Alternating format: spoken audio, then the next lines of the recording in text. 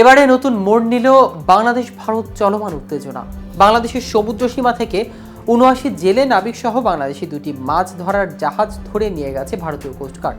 সোমবার দুপুরে বঙ্গোপসাগরে ভারতীয় জলসীমায় ঘটনা ঘটে। ঘটনার সত্যতা নিশ্চিত করেছে বাংলাদেশ কোস্টগার্ডের general commander captain Mohammad Zahir হক।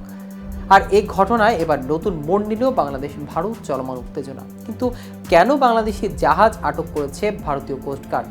বাংলাদেশি জেলেদের প্রতি তাদের অভিযোগ মূলত কি এবং এই ঘটনার কি ব্যবস্থা নিয়েছে বাংলাদেশ কোস্টগার্ড, তা নিয়ে বিস্তারিত থাকছে আজকের প্রতিবেদনের বাকি অংশে। কেটিভি নিউজ 24 চ্যানেল থেকে আপনাদের সাথে আছি আমি মাহমুদ রহমান।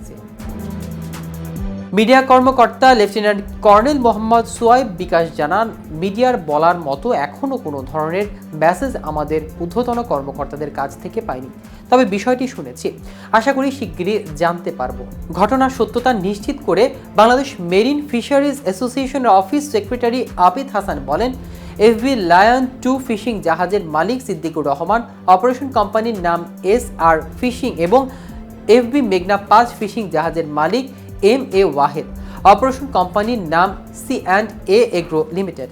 তিনি আরও জানান, ঘটনাটি এরকম না, ভুলে বাংলাদেশি জাহাজ দুটি ভারতের জলসীমা প্রবেশ করে। পুরো ভারতীয় কোস্টগার্ড বাহিনী নিষেধ করা তাৎক্ষণিক জাহাজ দুটি বাংলাদেশি জলসীমায় ফেরত আসে, কিন্তু ঘণ্টাখানেক পর ভারতীয় কোস্টগার্ড বাংলাদেশি জলসীমা প্রবেশ করে আবারও জাহাজ দুটি আটক করে নিয়ে যায়। বিশ্বস্ত সূত্রে জানা গেছে, সোমবার দুপুরে নিয়মিত টহল চলাকালে ভারতীয় কোস্টগার্ড জাহাজ সাজুরিনি নাইট রাডারের সন্দেহজনক দুটি বিদেশি ফিশিং জাহাজের উপস্থিতি লক্ষ্য করা যায়। তবে জাহাজ দুটিকে ভারতীয় জলসীমা থেকে শাস্তি প্রদান করে তাড়িয়ে দেওয়া হয়।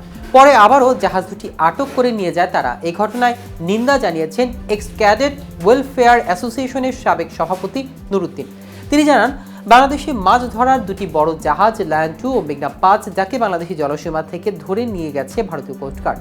জানতে চাইলে এফবি মেঘনা 5 ফিশিং জাহাজের মালিক MA ওয়াহেদ জানান, এ বিষয়ে খোঁজ খবর নিচ্ছি কি করা যায়, তবে এটি সত্য জাহাজ দুটি ভারতীয় কোস্টগার্ডের হাতে আটক রয়েছে।